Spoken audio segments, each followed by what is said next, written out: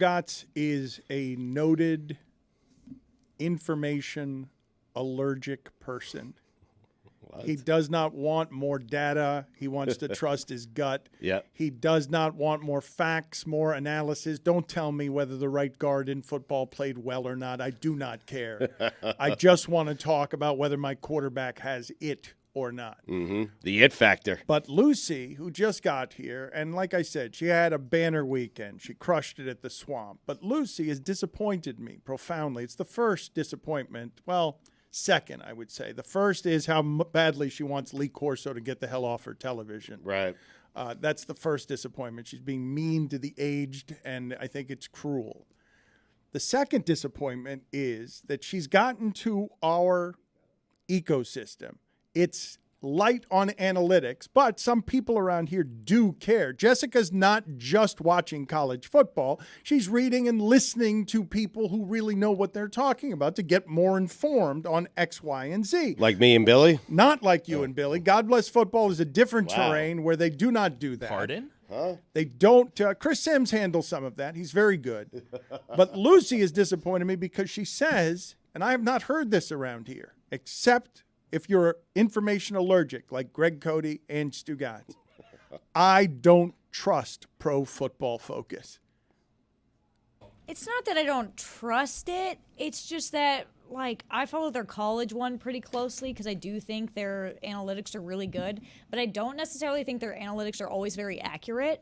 Like, a couple years back, they ranked Iowa as, like, the best offensive line in the country, and our offensive line was crap because Tyler Linderbaum was so highly rated that they would do, like, mean instead of median, and I was like, that's just not accurate, and so I don't really trust them. You think you know more about the Iowa offensive line than Pro Football Focus? PFF. Yeah. I don't know how I about, wish I didn't, let me tell you. I don't know about how accurate they are. I'm glad you do, though. All I know is it's one of my favorite things about Sunday Night Football is the PFF rankings when they do the starting lineups. I want to know that my right guard is somewhere in the mid-20s out of 112. Okay? If you're in the 60s, then then it's time to what is it, Billy? Shape up or ship out. Yeah. All right? If you have, like... You don't want to see what happens next. You get a good feel for, like, a linebacker core. It's like, oh, they got a guy who's this is 9th, what I'm telling you, 14th, though. and 78th. I trust them implicitly. If I am willing to say... That's all we got. If you tell me that my linebacker is an 11 behind Bobby Wagner, okay. Yes, I'm sure you're right about this. Oh, the single digits? He's 9 out of 122. Wow. You say that you trust them implicitly. I didn't know this until last week. Did you know Chris Collinsworth owns Pro Football Focus? Part of it. All of it? The majority of it. Why did you think it was based in Cincinnati? So, I just assume whenever I see a stat, it's who would Chris, base anything there? Like Skyline it's Chris Collinsworth telling me that. Did you know that there are only 7 fullbacks? The Dolphins have a top 5, yet a below average fullback. Really? The rare. 4 out of 7. That's never happened before. Wait a minute. The NFL only has 7 fullbacks. Wait, that means she would be average. Right actually, in the middle. Right? It'd be exactly average. So he is average. Yeah. No, 3.5. You said there were 7, right? Below average. I'm back. Mm-hmm. Good math by all of you 1, guys. 2, 3. This is 4 why I in the trust middle. PFF 5, with 6, the 7. numbers. No, 4 No, would be Dan, right in the middle. Yeah, Yeah, we're there's right. 3 above and 3 below. Yeah. If 7. there's 7 guys, Yeah. and you're the 4th, 4 is the you're middle. Smack It's dab an odd right number, in the middle. Yeah. Technically, his belly button would be 3.5. Okay, What? just for the record, to explain to the audience, you have just informed, I'm assuming, the entire audience, not just me. Maybe the audience is real deft with this information. That the fullback is so endangered at a position where they refuse to pay the real running backs, that there is an endangered position in the sport where 3/4 of the team do not have one. They do not bother don't need with one. Yeah. There are just 7 remaining fullbacks roaming the earth. There's not an OLI.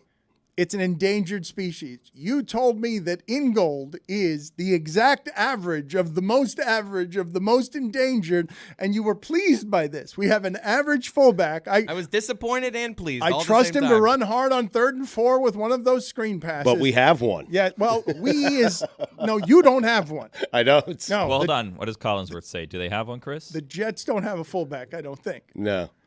You think it's just Collinsworth and not an army of soldiers who are breaking down film? And Well, Jack's doing something. Jack's always around. You believe it's just Collinsworth just making things up on television because he runs Sunday Night Football and is one of the most polarizing announcers there is, and also owns the information in the sport because he learned to invest in the value of this a long time ago. The Dolphins have 2 fullbacks. They have a backup fullback, so they have 2 of the 7. That can't be true.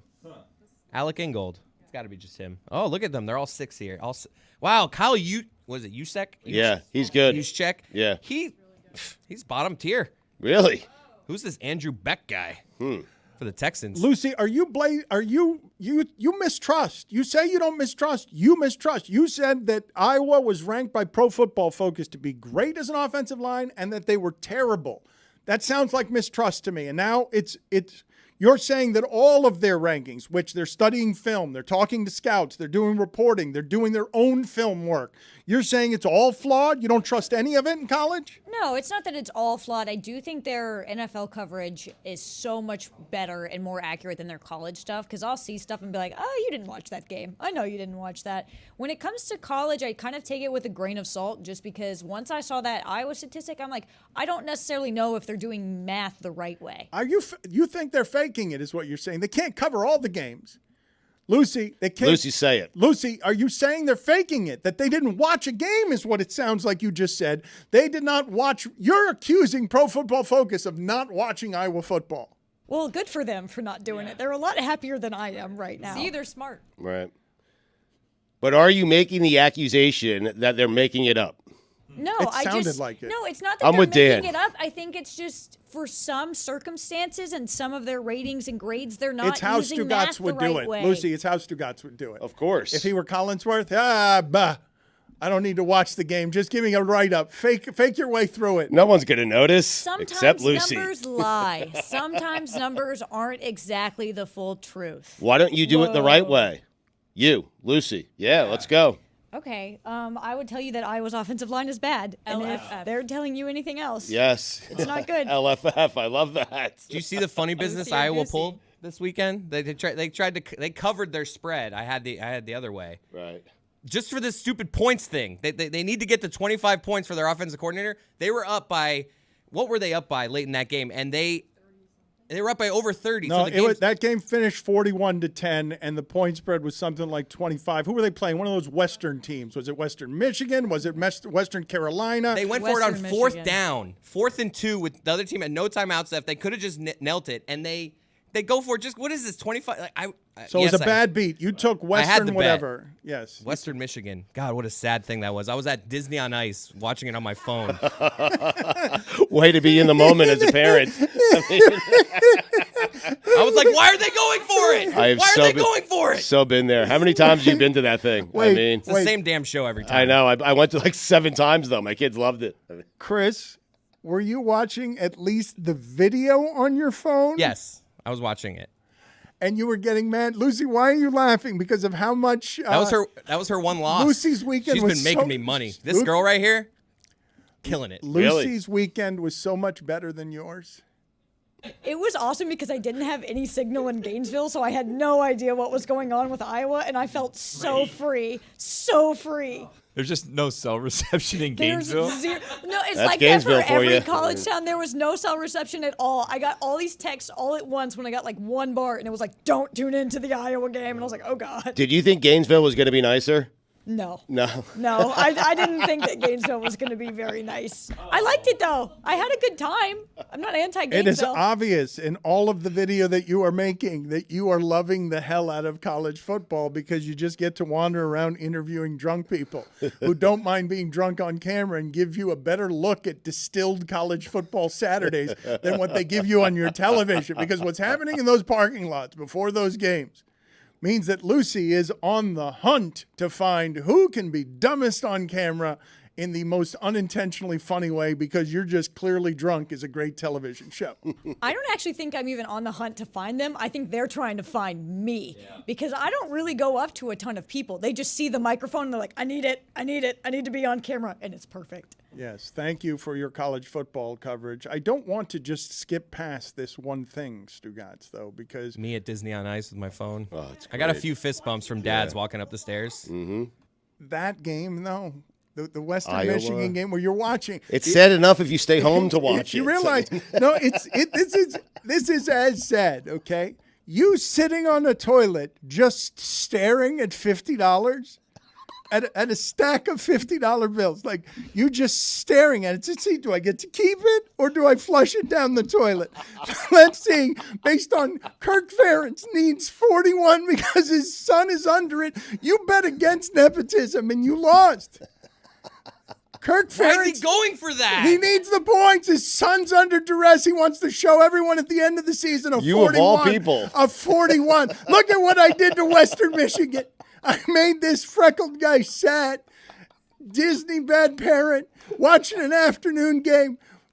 Plus 25.5 because he's an asshole. He just wanted action on Saturday, so he didn't have to pay attention to his kid. If you had gone into the Disney bathroom and sat on the toilet and put $50 there, and you had just stared at it for an hour instead of parenting your child. What are you feeling badly about? Like, I see some regret. Is it the actual bet? Is it betting on Iowa? Is it ignoring your kid? Being Which a bad one? dad. I'm being seeing a the bad shame dad. of just, she's only going to be this age once. Even though I've seen this show 4 times. Iowa's only going to score 41 points once, Once, too. right. So do you think that someone had bet on this and that's why they did it? Because I have a direction to take this in. I don't want to accuse anyone of anything. Sean McVay kicking a field goal to bring it within 7 when the spread is 7.5. Buddy, so many people have been suspended for betting in the NFL. What are you doing? Billy, the announcer Thank you, though. shouted at the end of that game, that 3-point kick, for no reason at all, with 4 seconds left, when those 4 seconds were going to drip off the clock with that kick. That kick that he did not need and nobody needed, the announcer actually said, as gambling tries to creep into your mainstream broadcast, oh, bad beat. Made it a 1-score game. The guy shouted bad beat. That's the only reason anybody was watching that. But so many people are getting suspended for gambling on the games. What are you doing? Good luck. Good luck managing all of that. It's going to be difficult going forward. It's rarely that obvious. It was the final play. It is the final play. Time expired on that play. Yes. I love it. No reason for it. Look at Stugotz. Oh, there's a reason for it. Me. You think they're trying to pay you?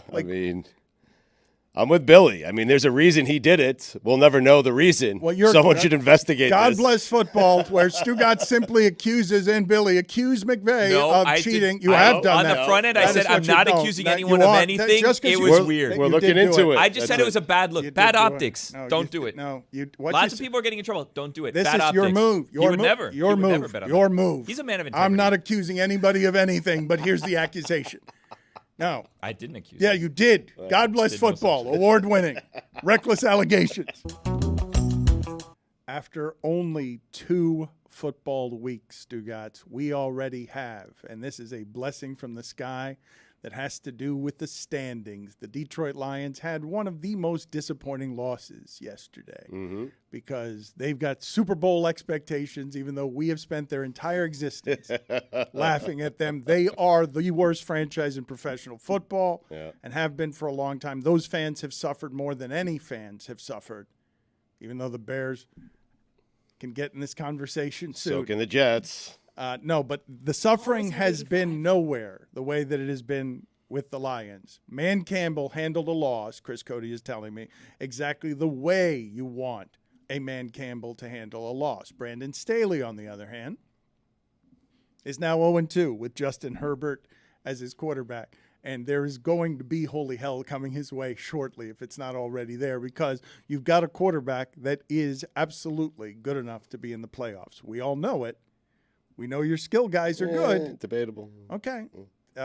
That's fine. Brandon Staley handled the loss exactly the way you don't want your coach handling a loss. But before we get to that, because I don't want Mondays to continue to obscure the way they have, minor league football on Saturdays, because you have right at the intersection of amateur, minor league, professional football on Saturdays and professional football on Sundays. You have a guy in a program who's trying to drag college football into bigger numbers. We sell sunglasses Everything that you say about our team is a story. We are the center of the sport at the intersection between Saturday and Sunday. And I want to talk about what happens when primetime is 10 p.m. Saturday. Primetime on your football weekend is not Tennessee, Florida, and old-fashioned, whatever, someone who sounds like Vern Lundquist if it's not Vern Lundquist anymore. I guess it was Herb Street. I think it was Fowler and Herb Street. So Herb Street was in Colorado. Right. He did game day in Colorado. So he does it that morning in Colorado. Then he takes the private jet to Gainesville, even though the game of the night was Gus Johnson and Louis Riddick on college football feeling. Mark Jones. I'm sorry, Mark Jones and Louis Riddick on, that is a fine. Yeah. Only $2, yeah. Yes, thank you. That's a fine. Yep. He had the Penn State Illinois game and he hated it. Mm-hmm. Oh, did he? Was that a Gus Johnson impression? It was. I was trying workshopping it. Don't do that. Ever again? Yeah, don't Really? do that. Don't ever do that. Huh. I won't. What prompted that? Just out of curiosity. Bad judgment, I would Dan say. saying Bad Gus judgment Johnson when he's instead in of Mark charge. Jones. Mark Jones said it was like the BET Awards because there were so many rappers there. It was Offset. Lil Wayne brought out Colorado. I just can't believe that any of this is 3 games in. Not just that he's 3-0 or that his team has a dramatic comeback at the end of the game, Stugotz, but that they're the must-watch television in the sport. What was Offset? There were offsetting penalties at one point because it was a dirty game. Really dirty. I believe a Sanders son tried to Three Stooges poke someone in the eyes. Did he not? No, that did happen. It was so great. It's so ridiculous. That really what you have the phenomenon flocking toward is a Three Stooges eye gouge, and you will not talk about my mother that way. She raised a good child. I'm Deion Sanders. Don't you dare wear sunglasses either. He sold so many stupid sunglasses like he was just doing a commercial. And he's on every commercial. He's on every commercial. It's not Saban anymore. And the thing that I don't want to just skip past from this weekend, Stugotz, both last night and on Saturday, Belichick and Saban have been so dominant for so long. For them to look in these games and not competitive and be close to 80, it's not something that should happen quietly because we've been rooting against these people for about 15 years, and for 15 years on most weekends is bleep off. Belichick plays in wins 25% of the Super Bowls. Saban is out there, and it's only a story when he loses. I mean, Saban was a couple of plays away, going his way last year from being in the national championship. But it collapsed fast on these two people. They've been caught up to in a way that is obvious, and the Patriots case at the bottom of a division that they have owned for a very long time, for 2 decades. But there's a difference between Belichick and Saban, right? Because Saban can just rebuild next year with the way college football is. Like, he could maybe have gotten caught this year, but, like, he can regroup very quickly, where in the NFL, you can't do it as quickly. That's true. However, this is now, I mean, yes, Alabama was like a field goal away or, a couple plays away last season from making the playoff and probably competing for national championship, although Georgia was very, very doing good. what TCU did. But it's almost like now we see there's this pattern with Alabama and the fact that Saban, he hasn't really hinted retirement, but there has been retirement speculation for a couple seasons that like he's not going to do it forever, so maybe this is it. And the thing that is so crazy about Alabama this season is that they have 3 quarterbacks, like Stugotz reminded us in Weekend Observations 2 weeks ago, but they really don't have one. They've now played all 3 of their quarterbacks, and in the USF game, they started Tyler Buckner, who was the quarterback they got in the portal, in an attempt to have someone that would be ready to start this year. He had 5 completions on 14 attempts with 34 yards. There was a lightning rain delay in the game, and then they ended up putting Ty Simpson, who was their 3rd/2nd string. No one really even knows how Saban's ranking the quarterbacks. He's saying like, well, based on practice this week, Milroe played the worst, so he's not starting anymore, even though he was the one that started the Texas game that had some ups and downs in that game. And then so they put in Ty Simpson. He only had 5 completions on 9 attempts. So they have these 3 guys. None of them are great quarterbacks ready to start and ready to win games, and that's just so unprecedented that Alabama wouldn't have a quarterback. Like, and it's a weird season because like we're seeing Ohio State is like they've got a new quarterback. They're trying to replace C.J. Stroud, who was excellent. Even Georgia has a new quarterback, and Stetson Bennett was not like a Heisman candidate. Like, he was never going to win the Heisman at Georgia, but he was a really good, competent player. And Alabama just doesn't have that right now, and they're going to lose games because of it. Jessica, though, you say that it's unprecedented, and in this century covering college football, because I don't think it's unprecedented, what I think didn't have much of a precedent is that Urban Meyer and Nick Saban, the both of them, dominated so thoroughly that they did, during a time in a sport, win this money game of getting the right players so well that Urban Meyer got so strong that he won the national championship with his third-string quarterback, Cardale Jones. Yep.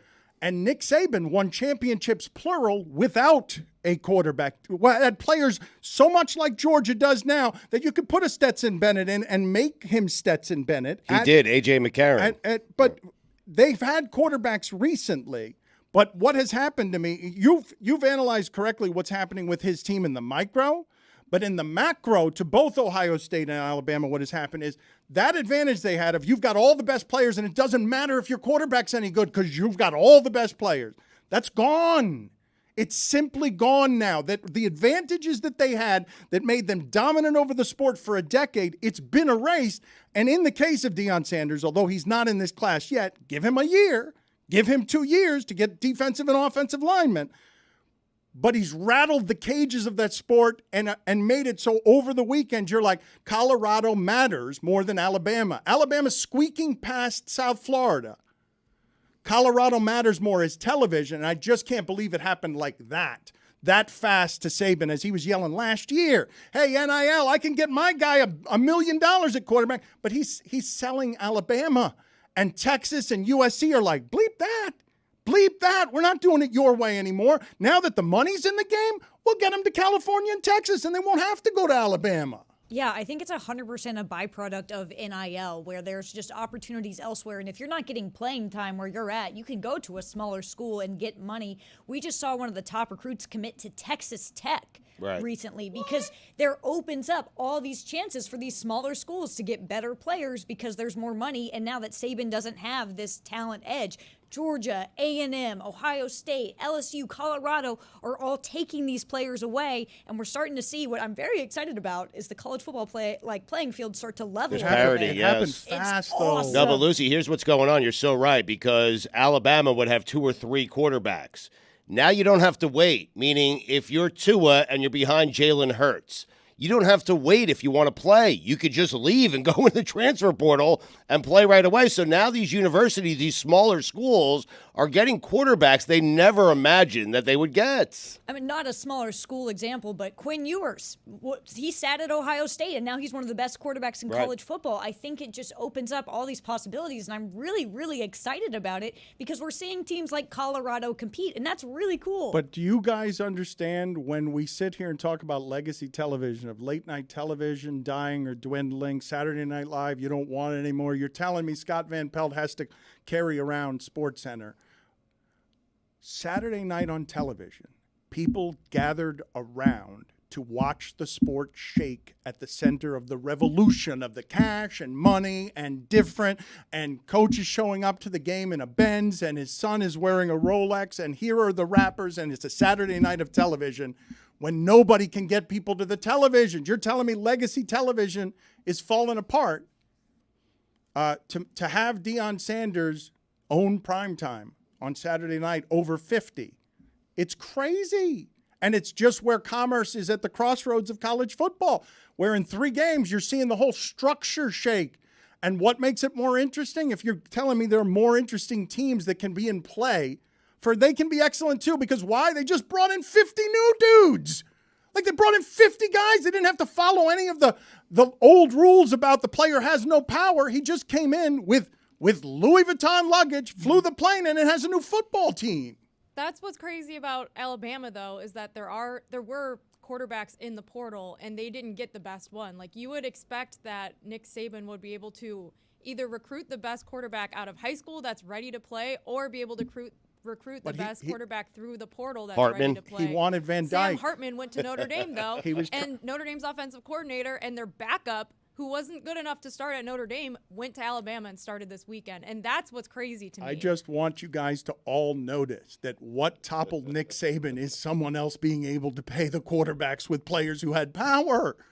Like, that's what you just happened to the sport. Deion Sanders rides in 50 mercenaries. His kids, it's a Sanders family commercial affair. And at USC, they just bought the coach and the quarterback.